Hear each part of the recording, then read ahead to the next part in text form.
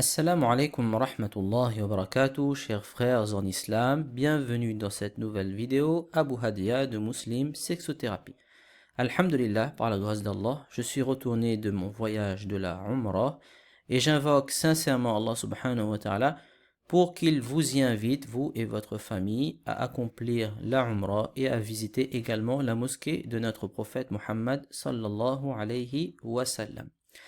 Ensuite, j'aimerais vous dire que cela m'a manqué de faire des vidéos sur YouTube car lorsque j'avais annoncé que je partais faire la Umrah, j'ai eu de nombreux mails dans lesquels on m'a demandé de faire des doigts spécifiques et aussi j'ai eu de nombreux remerciements pour les vidéos et le travail que je fais. Alors je ne fais pas cela pour votre remerciement, pour avoir vos éloges, mais vu que ça intéresse, mon travail intéresse, ça me motive encore plus à partager les connaissances et à partager les choses utiles pour la sexualité du couple musulman, Inch'Allahu Ta'ala. Dans cette vidéo, je vais répondre à une question que j'ai reçue en commentaire d'une précédente vidéo et qu'il serait souhaitable de répondre et de le mettre à disposition de tout le monde parce que ce serait très utile, Inch'Allah Ta'ala. La question c'est, pourrais-tu faire une vidéo pour les gens qui vont se marier bientôt?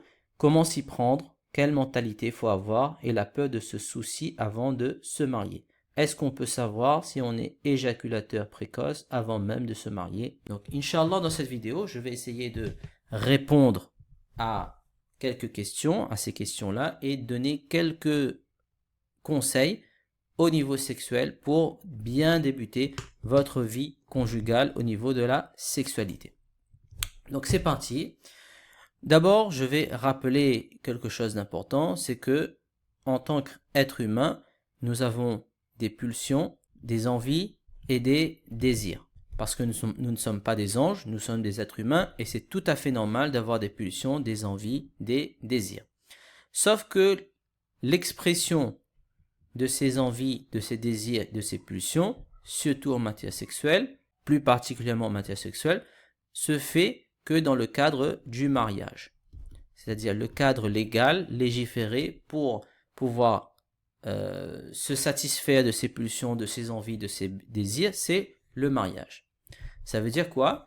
Ça veut dire qu'un musulman non marié n'a pas de sexualité. C'est-à-dire pas d'acte sexuel en lui-même, aussi pas de parole, pas de entente, pas de toucher, pas de baiser, pas de flirt, etc., etc., etc. Donc ça, normalement, un bon musulman, un musulman qui craint son Seigneur, s'est préservé de ses pulsions, de ses envies, de ses désirs avant son mariage. Ça, c'est la première chose.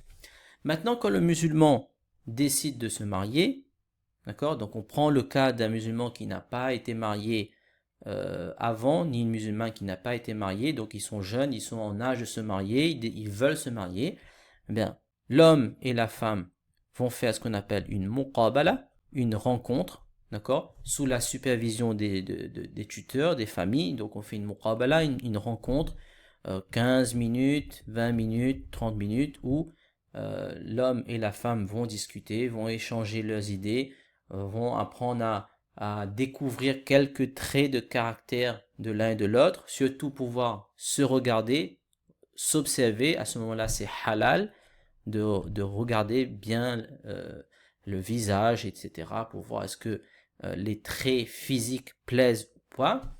Et puis chacun retourne chez soi, on réfléchit, on fait la salade de istikhara, et puis on se dit est-ce que c'est bon et c'est pas bon. Donc dans le cas où c'est bon, donc c'est validé des deux côtés, bien sûr avec l'accord du tuteur de la femme, et on fixe une date, et à ce moment-là, ils vont faire ce qu'on appelle le nikah, l'acte de mariage qui consiste en une demande et une réponse en présence de deux témoins avec la dot qui sera donnée au mari à la femme. À partir de ce moment-là, l'homme est halal pour la femme et la femme est halal pour l'homme. Donc ils sont mari et femme. Donc voilà comment ça commence la vie sexuelle d'un homme marié musulman, d'une femme mariée musulmane. Ça, c'était en préambule.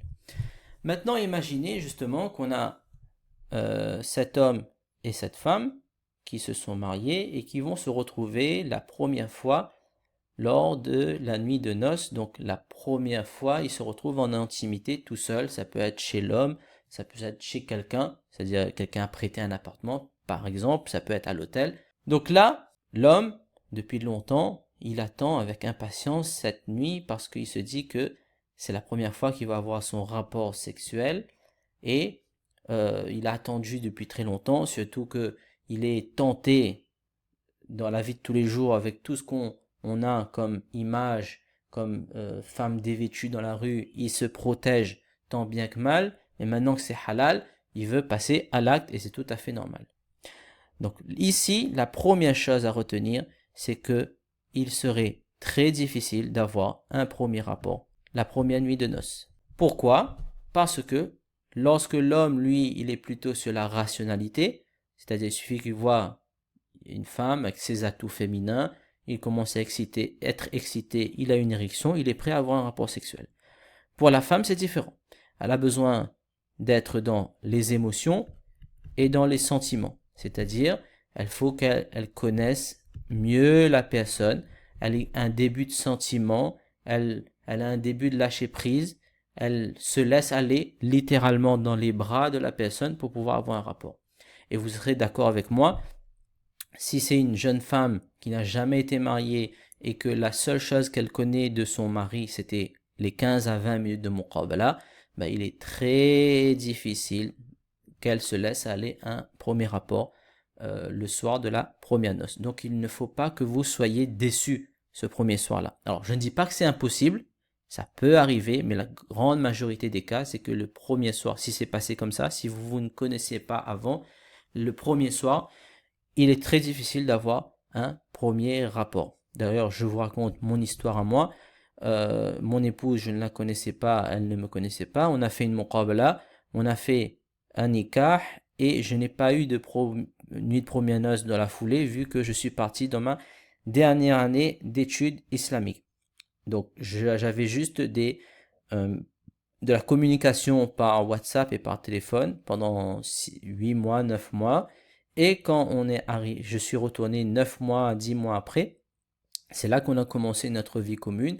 Et malgré ces 8 mois, 9 mois de communication, on va dire régulière, par téléphone ou par WhatsApp, la première nuit où on s'est retrouvé en intimité, on n'a pas eu un rapport. D'ailleurs, ma femme m'a dit à ce moment-là, je pense pas que je ne pourrais avoir un rapport ce soir-là. Et moi, je lui ai répondu, il n'y a aucun souci, je comprends tout à fait et je ne m'attendais pas non plus à ce qu'on ait un rapport ce premier soir-là. Donc vous, si vous êtes dans ce cas où vous ne connaissez pas absolument pas votre femme et que vous vous trouvez en première nuit de noces, veuillez, ce serait bien justement marquer des points en prenant les devants, c'est mon premier conseil, en prenant les devants, avant même de vous retrouver en intimité, dites à votre femme, avec des mots on va dire adéquats, que ne t'inquiète pas, ne t'en fais pas, je n'attends pas de premier rapport ce soir. Parce que la femme, elle aussi, elle est stressée par rapport à là. C'est difficile pour elle, mais elle se dit que non, il faut absolument que j'ai un rapport, donc elle est stressée, elle se sent pas bien, elle pense qu'elle doit le faire. Donc si vous, avant même qu'elle commence à stresser, vous lui dites que je n'attends pas de premier rapport, eh bien tout de suite, vous allez marquer des points et vous allez détendre, on va dire, l'atmosphère, elle va se sentir mieux et c'est une preuve de bon comportement envers elle. Donc voilà mon premier conseil pour les hommes, les jeunes hommes qui vont se marier bientôt, Inch'Allah ta'ala. Ok, donc maintenant, après cette première nuit de noces où théoriquement vous n'avez pas eu de rapport, donc vous allez commencer votre vie commune pendant ces quelques jours, vous allez commencer à avoir connaissance l'un de l'autre avec plus profondément, vous commencez à voir, les sentiments commencent à monter, commencent à venir, etc. Alors, quand est-ce que vous allez avoir votre premier rapport? Ben, ça dépend des gens, bien entendu. Ça pourrait être 2 jours, 3 jours, 1 semaine, 2 semaines, 3 semaines, 1 mois. J'en ai même entendu des personnes qui m'ont rapporté que des fois, dans certains pays, pour certaines femmes, ça prenait 3 mois. Alors, bien entendu, je vous souhaite pas que vous attendez 3 mois, parce que ça fait quand même un peu long. Mais en tout cas, dites-vous que peut-être, après 1 à 2 semaines de vie commune, il est possible que vous ayez à ce moment-là votre premier rapport. Donc dans ces premiers jours, ça sera mon deuxième conseil, et c'est un conseil extrêmement important. Dans ces premiers jours-là, faites très attention à vos ablutions. Alors, qu'est-ce que je veux dire par là? Alors, il faut savoir qu'Allah subhanahu wa ta'ala a mis dans notre corps une réaction physiologique à l'excitation, c'est la sécrétion de liquide pré-éjaculatoire, qu'on appelle en arabe le madhi. Le madhi, c'est ce liquide un petit peu gluant qui est transparent, qui sort lorsqu'on est excité, avant bien entendu l'éjaculation, avant le sperme. Alors ça sert à quoi ce liquide pré-éjaculatoire? Ça sert à lubrifier pour faciliter la pénétration, et ça sert aussi à neutraliser l'acidité de l'urètre, parce que comme c'est l'endroit où passe l'urine, c'est acide, ça peut nuire à la qualité des spermatozoïdes. Donc ça sert à lubrifier et ça sert à enlever l'acidité. Donc c'est quelque chose de très utile, on va dire, qu'Allah a mis dans notre corps pour faciliter nos rapports et faciliter aussi la procréation. Sauf que, et ça je parle pas encore par expérience, et beaucoup d'hommes le rapportent, vu que c'est la première fois, on va dire, qu'on est en contact avec une femme, même si ce genre de contact n'est pas un contact, on va dire, sexuel, le fait juste qu'un homme qui ne connaissait pas sa femme, c'est la première fois qu'ils commencent à vivre ensemble, ils sont dans une même pièce, ils sont juste là à discuter sans contact physique, eh bien, on a la sortie de ce liquide pré-éjaculatoire. C'est ce qui m'arrivait à moi. Comme je vous ai dit, lorsque j'ai commencé ma vie commune, il suffisait que j'étais en présence de mon épouse dans une pièce avec d'autres personnes, donc il n'y avait pas de connotation sexuelle, et que il y avait la sortie de ce liquide pré-éjaculatoire. Alors pourquoi je vous dis de faire attention à vos ablutions? Parce que la sortie de ce liquide pré-éjaculatoire, ça annule l'ablution. Et en plus, on ne sent pas quand est-ce que ça sort. Donc, mon conseil, pour vous, c'est que les premiers jours, les premières semaines, les premiers mois de votre vie conjugale, lorsque vous êtes en présence de votre épouse, lorsque arrive l'heure de la prière, allez systématiquement vérifier vos sous-vêtements pour voir si ce liquide pré-éjaculatoire n'est pas sorti, et faites en sorte de pouvoir uriner 1/2 heure, 20 minutes avant chaque salat. Au moins vous êtes sûr que ce liquide pré-éjaculatoire a été éliminé avec l'urine. Comme ça, vous avez une assurance que vos ablutions ne sont pas rompues et que vos salats soient valides. Donc ça, c'est mon deuxième conseil. Pendant vos premiers jours, faites très attention à vos ablutions. À un moment donné, votre corps, votre cerveau va s'habituer à la présence de votre femme et cela va stopper. C'est-à-dire, il ne suffit pas que votre femme soit là juste à parler sans connotation sexuelle, que vous avez une sécrétion de liquide prééjaculatoire. Donc ça s'arrête ce moment-là. Mais au début, c'est tout à fait normal. C'est tout à fait normal, donc il n'y a aucun souci à avoir le temps que vous avez vous habituer à cette présence. Donc ça, c'est mon deuxième conseil. Le troisième conseil que je vais vous donner, donc lorsque vous allez avoir vos premiers rapports, vous allez commencer à avoir des rapports sexuels, ne lésinez jamais sur les préliminaires. Troisième conseil, les préliminaires. Alors les hommes, ils sont très portés sur la génitalité, d'accord, sur les sensations du pénis. Ce qui est le plus important pour un homme, c'est la pénétration. On pénètre, on éjacule et puis c'est terminé. Sauf qu'encore une fois, pour la femme, ce n'est pas la même chose. La femme a besoin d'être préparée à un rapport sexuel. Et la préparation d'une femme à un rapport sexuel, ça passe par les préliminaires. Et les femmes ont tendance à se plaindre que les hommes ne font pas les préliminaires. Ils veulent passer trop vite à ce qu'ils considèrent comme étant l'essentiel, c'est-à-dire la pénétration. Donc, ne lésinez pas sur les préliminaires. Faites des préliminaires longs, doux, et dans le meilleur des cas, vraiment, si vous voulez que vous ayez fait des préliminaires réussis, il faut que c'est votre femme qui vous dit maintenant vas-y. Là, vous êtes sûr que vous avez réussi. Si c'est elle qui vous dit je suis prête, vas-y, allons-y, allons plus loin, c'est que vous avez réussi vos préliminaires, vous avez réussi à l'emmener ou elle désire être pénétrée. Donc ne lésinez jamais sur les préliminaires. Et ça, c'est pas qu'au début de la vie sexuelle, mais toute la vie. D'accord? Les préliminaires, c'est fondamental, aussi bien pour l'homme, aussi bien pour la femme. Donc ça, c'était mon troisième conseil. Maintenant, le quatrième conseil. C'est quoi le quatrième conseil? Dans quelle mentalité vous devez arriver à ce rapport sexuel? Eh bien, la mentalité du débutant. Aussi bien la femme, aussi bien l'homme. La mentalité du débutant. Ça veut dire quoi la mentalité du débutant? Malheureusement, beaucoup d'hommes, qu'ils soient jeunes, ils soient nouveaux mariés ou plus tard, ils ont ce qu'on appelle le stress de performance. La pression de la performance. J'ai fait une vidéo dessus récemment.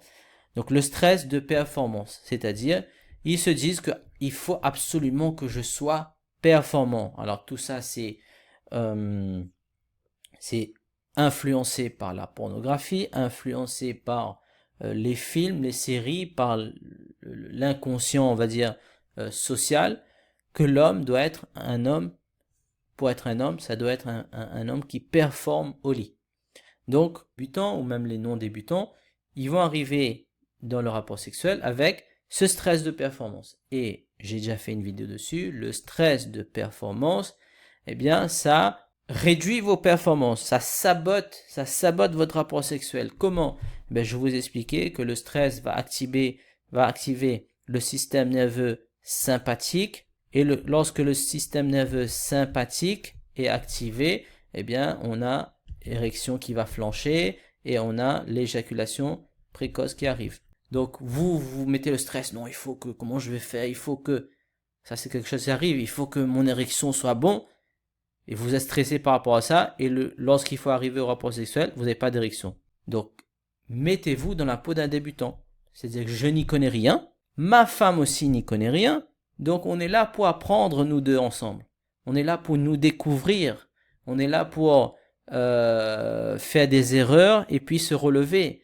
Et petit à petit, on va comme ça bâtir, on va dire, notre propre scénario, nos propres habitudes, nos propres goûts en matière de sexualité. Donc, il faut absolument que vous communiquiez par rapport à ça. Parce que la femme aussi, elle a son stress. Elle pense qu'elle doit faire ceci, elle pense qu'elle doit faire cela. L'homme aussi pense qu'il faut que j'ai une érection en béton, il faut que je dure tant de temps. Non. Si vous mettez en tant que débutant, vous deux, vous dites que nous sommes partenaires, c'est comme en sport, si on prend au tennis, vous avez des joueurs de double et qu'ils vont commencer à jouer ensemble, ils peuvent pas être performants en premier, mais c'est en s'entraînant, en répétant, en développant des automatismes, en connaissant l'un l'autre, qu'après, à un moment donné, ils deviennent très performants dans leur performance sportive. Mais c'est exactement la même chose en matière de sexualité. Vous êtes débutant, elle est débutant, on va faire des erreurs, mais on va apprendre et on va pouvoir développer notre propre, on va dire, symphonie où on va jouer nous deux ensemble, cette partition ensemble de la sexualité, et comme ça, on va atteindre ensemble une sexualité qui nous sied, qui nous plaît à deux. L'état d'esprit, c'est l'état d'esprit du débutant. Accordez-vous des marges d'erreur, que ce soit l'homme, que ce soit la femme. Alors pour la petite histoire, par exemple, moi j'en ai fait des erreurs, mon épouse a fait des erreurs, et je pense que ceux qui me suivent mariés, ils ont appris en faisant des erreurs. On a fait des erreurs pendant les rapports sexuels. Mais on apprend de ses erreurs, et puis à un moment donné, on arrive à avoir des rapports sexuels, comprendre ce que l'un veut, l'autre veut, et puis on arrive comme ça à une sexualité épanouie. Alors par exemple, je vous donne des exemples, c'est des trucs cocasses, mais en voulant s'embrasser, on se cogne les dents. Ça s'est déjà arrivé plusieurs fois. Se mettant en position, on fait pas attention, on met la main sur les cheveux, ça tire les cheveux de la femme. Ça arrive. Ou bien la femme, en voulant vous faire plaisir, elle se met comme ça, et puis elle vous fait mal au pénis. Ça coupe votre envie. Et ça arrive. Tout ça, ce sont des erreurs que vous les allez apprendre en étant débutant, et au fur et à mesure, vous allez gommer ces erreurs pour arriver à quelque chose qui sied à vous deux. Mais en tout cas, il faut communiquer par rapport à ça et ne pas avoir honte. Donc ça, c'est mon quatrième conseil. Mettez-vous dans la peau de débutant. Ne vous mettez pas de stress de performance. Sinon, vous allez justement être très déçu. Vous pouvez avoir des problèmes d'érection. Et justement maintenant, venons-en au cinquième conseil, l'éjaculation précoce. Eh bien, mon conseil, et ça j'en ai déjà parlé dans notre vidéo, lorsque vous vous mariez, c'est la première fois, enfin c'est les premières fois, c'est le début de mariage, il est normal d'avoir des éjaculations précoces. C'est tout à fait normal. Donc vous n'avez pas à avoir peur de ça. Vous n'avez pas à stresser par rapport à ça puisque c'est normal. Pourquoi c'est normal? Parce que c'est la première fois que vous disposez d'une corps d'une femme. C'est la première fois que vous allez pénétrer une femme. C'est la première fois que vous allez sentir les sensations chaud, humide, englobant du vagin sur le pénis. Et ça, ce sont des sensations extrêmement troublantes, extrêmement voluptueuses, et c'est normal que vous allez éjaculer précocement. C'est tout à fait normal. Donc vous n'avez pas à avoir peur. Et au contraire, vous communiquez à ce moment-là avec votre femme. Vous dites, voilà, l'excitation, lorsque c'est trop haut, ça déclenche l'éjaculation. Et comme c'est les premières fois, c'est normal que l'excitation va monter très très vite. Donc c'est possible que j'éjacule rapidement. Il ne faut pas avoir peur. C'est une période de 2 à 3 mois pour prendre l'habitude. Donc pendant 2 à 3 mois, vous avez des rapports réguliers, tout à fait normal. Vous allez éjaculer rapidement. Normalement, en 2 à 3 mois, ça se résorbe. C'est-à-dire que le corps s'habitue et puis maintenant vous avez compris un peu comment ça fonctionne et puis normalement l'éjaculation précoce stop. D'accord? Donc ça c'est mon cinquième conseil. N'ayez pas peur, vous allez éjaculer précocement. Dites-le à votre épouse, expliquez-la et fixez-vous 2 à 3 mois de rapport régulier pour juger. Ok? Après ces 2 à 3 mois de rapport régulier, si vous continuez à avoir des éjaculations précoces, donc vous êtes un éjaculateur précoce à ce moment-là. Vous avez eu des rapports réguliers, 2 à 3 mois, et vous éjaculez trop rapidement, et bien dans ce cas-là, ok, vous êtes un éjaculateur. Alors, pas de panique. Pourquoi pas de panique? Je vous explique pourquoi pas de panique. Parce que déjà, je réponds à la question, est-ce qu'on peut savoir, on peut émettre l'hypothèse qu'on sera éjaculateur précoce ou pas après ces 2 à 3 mois de rapport régulier? Eh bien, on ne peut pas savoir réellement avec certitude qui sera éjaculateur précoce ou pas. On a quelques hypothèses qui nous permettent de savoir si la personne peut être, mais c'est hypothétique, c'est pas une science exacte. La première hypothèse, c'est que quoi? Si c'est quelqu'un qui a l'habitude de fonctionner rapidement, son cerveau fonctionne dans l'efficacité, il est toujours dans l'étape d'après, jamais dans le moment présent. J'avais déjà fait une vidéo dessus. Lorsque votre cerveau fonctionne en mode rapide, c'est-à-dire vous parlez rapidement, vous mangez rapidement, vous faites tout rapidement, ou bien vous êtes dans la recherche d'efficacité, vous êtes toujours dans l'étape d'après, d'accord? Vous êtes par exemple en train de faire quelque chose et vous pensez déjà à la chose suivante. Donc ça peut induire l'éjaculation précoce. Donc si vous êtes comme ça, peut-être qu'après 2 à 3 mois de rapport, vous êtes éjaculateur précoce. Ça peut arriver, c'est une hypothèse. Donc c'est pas une science exacte, mais en tout cas ça peut arriver. Deuxième, c'est que vous avez un mauvais apprentissage. C'est quoi le mauvais apprentissage? Eh bien, faites l'amour, c'est-à-dire vous avez des relations sexuelles comme ce que vous avez vu à la télé ou dans les séries. Alors je dis pas que vous avez regardé de la pornographie, d'accord? Je dis pas ça, bien que c'est un sujet extrêmement important. Si vous savez le nombre de personnes qui m'ont texté par Instagram, parce que je suis sur Instagram aussi, pour me dire qu'ils sont dans la pornographie, ils n'arrivent pas à en sortir. Donc peut-être, moi je sais pas, mais en tout cas il y a beaucoup d'hommes musulmans, mariés ou pas, qui sont addicts à la pornographie. Mais en tout cas, les séries, Allah nous en pardonne, mais quand on était jeunes, des films, on en a regardé, des films hollywoodiens. Si on apprend la sexualité à travers ces films-là, eh bien c'est un mauvais apprentissage. On essaye de reproduire ce qu'on a vu dans les vidéos, eh bien vous pouvez être sûr que vous allez éjaculer précocement. Donc ça c'est le mauvais apprentissage. Et le troisième c'est le mauvais conditionnement. Donc ça aussi, je dis pas que vous l'avez fait, mais c'est possible hein,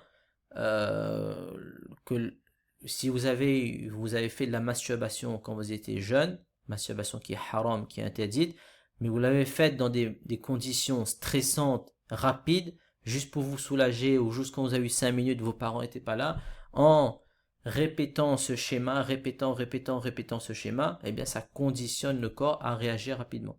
Donc ça va mener ensuite à la suite à l'éjaculation précoce. Donc ça, ce sont des hypothèses. C'est pas une science exacte. Peut-être que un homme qui est toujours dans l'étape d'après, ou est qui est dans le mauvais apprentissage, ou est dans le mauvais conditionnement, il va éjaculer. Ok?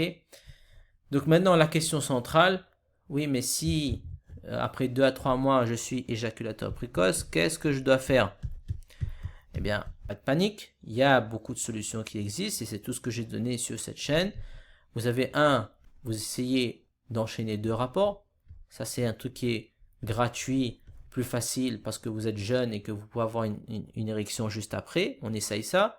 Si ça marche, bah, tant mieux pour vous. Si ça marche pas, vous pouvez essayer le préservatif qui agit comme un désensibilisant donc mécanique.